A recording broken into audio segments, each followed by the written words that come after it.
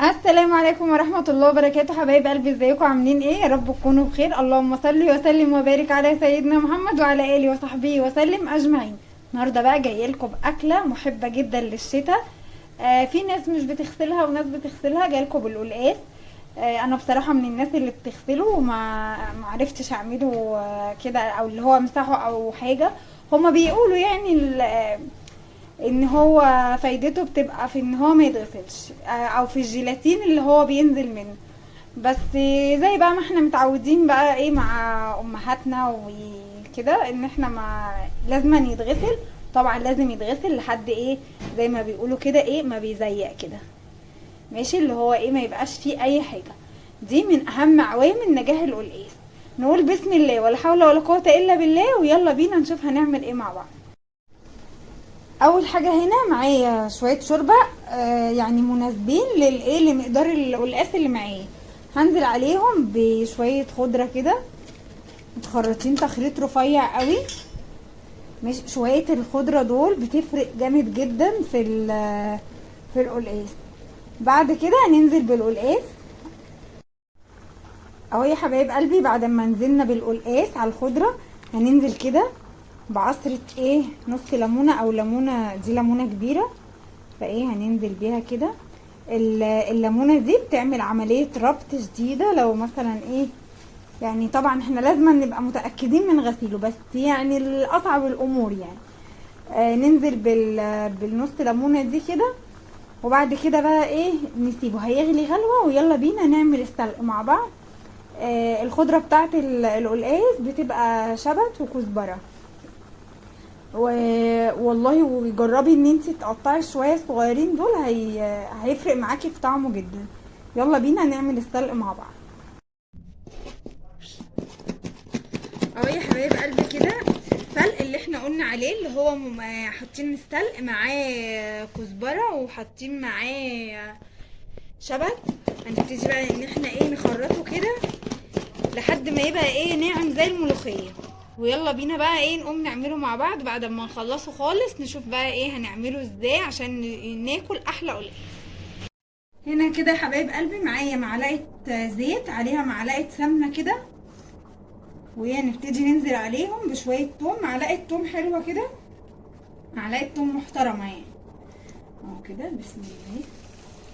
اللهم صل وسلم وبارك عليك يا حبيبي يا رسول الله.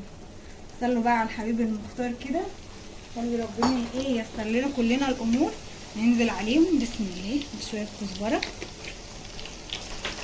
بسم الله. الله الله على الروايح. بصوا الريحه مش قادره اوصف لكم يعني ايه. لمحبين بقى القلقاس وعشاق القلقاس، جربوه بقى بالطريقه دي ان شاء الله ايه، هيظبط معاكم. ما تنسوش تعملوا لنا لايكات كتير عشان يوصل لكم كل الحاجات الجديده اللي احنا بننزلها. اهو كده. هندي بس للثوم ايه، تسفيره خفيفه كده كده يعني، تبقى ايه، حلوه يعني. ماشي. ولازم بقى في القلقاس تبقى ايه، الشوربه بتاعته تبقى حلوه. يعني ايه، وانت بتعملي اللحمه كده ايه، حطي حته ماسوره. ما عندكيش لحمه مش مشكله، حطي الماسوره مع واحده مرقه دجاج، هتظبط الكلام برضو، هتبقى حلوه. طبعا في الغلو اللي احنا فيه ده لازم ايه، نشوف حلول بديله كده. هنبتدي بقى ان احنا ايه، نبتدي بقى ان احنا ننزل كده بالقلقاس بسم الله. ايوه يا تصوتك يا تصوتك كده. واهم حاجه بقى السائل اللي بيبقى نازل من القلقاس ده بالسباتشوله كده بقى ايه، ونزليه كله كده. هنفضل بقى ايه، نشوح فيه لما السمنه تفصل عن القلقاس كده. بس لون الثوم عامل ازاي كده. تعمليها كويس. تفضلي بقى ايه، تشوحي فيه كده زي ما احنا بنشوح فيه كده لحد ما ايه، هوريك هيبقى عامل ازاي. ده هيفصل عن ده. صلوا بقى على الحبيب كده. اللهم صل وسلم وبارك عليك يا حبيبي يا رسول الله. ايدك فيه بقى على طول. اهو يا حبايب قلبي، عقبال ما ايه، ما السلق كده يكون خد له تحميره حلوه. ايه نبتدي نبشر كده مع بعض بتاع ده. اشهد ان اشهد محمد رسول الله. نبتدي نبشر مع بعض طماطمايه. ايه هنحطها على القلقاس، بتخلي برضو طعمه جميل ومسكر كده، وطبعا القوطه اليم دي حلوه قوي كده. انا هاخد بس البشر، مش هاخد هاخد بشرها كده. اشيل الحاجات دي ويلا بينا ننزل بيها على القلقاس. اهو يا حبايب قلبي بصوا الزيت بادئ، الزيت بتاع السلق او السائل اللي بينزل من السلق بادئ ان هو بيغسل معايا اهو. ده كده والله الريحه قلب الشقه انا قادره اوصف لكم عامله ازاي. ماشي هننزل بقى كده بالطماطمايه اللي معانا، ننزل بيها على بسم الله على القلقاس كده.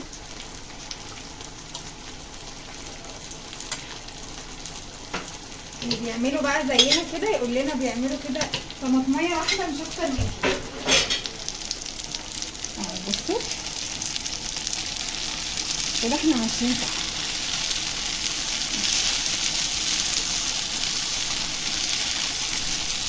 كده.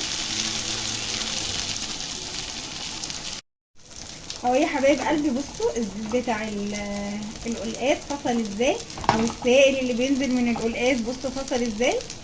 نبتدي بقى ان احنا بسم الله ننزل كده عليه. بسم الله اللهم صل على سيدنا